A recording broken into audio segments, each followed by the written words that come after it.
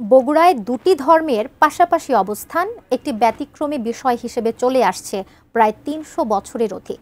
১২ foot দূরত্বের মধ্যে কালী মন্দির এবং মাজার মসজিদ। দীপাবলি উৎসবে সবাই আসছেন এবং দুই জায়গাতেই সম্মান জানাচ্ছেন। বগুড়ার শাহ ফতে আলী মাজার মসজিদ এবং মন্দির থেকে বিস্তারিত জানাচ্ছেন উত্তরাঞ্চলীয় ব্যুরো প্রধান চপল সাহা। ধন্যবাদ।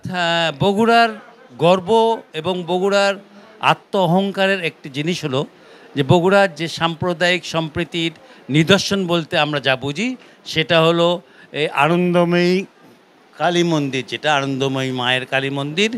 তার ঠিক ১২ ফুট দূরেই আছে হলো হজরত শাহ ফতে আলীর মাজার এবং মাজারের সাথেই আপনার মসজিদ।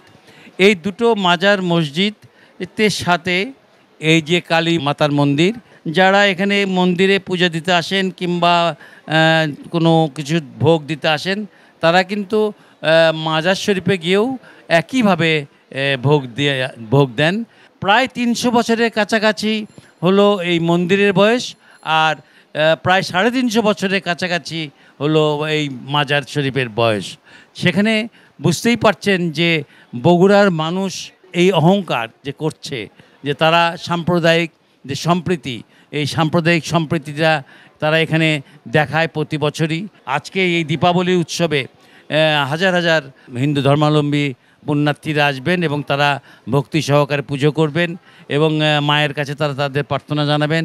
আপনারা দেখতে পাচ্ছেন যে রাত যত বাড়ছে ততই কিন্তু মানুষের আগমন ঘটছে। আরও গভীর রাতে যখন পূজা শুরু হবে তখন কিন্তু এখানে হাজার হাজার মানুষ আসবে এবং তারা এসে কিন্তু এই মন্দিরে তাদের মনস্কামনা পূর্ণ করার জন্য মায়ের কাছে প্রার্থনা জানাবেন। বগুড়ার আনন্দময়ী মা কালী মন্দির থেকে এই ছিল আমার কাছে সর্বশেষ।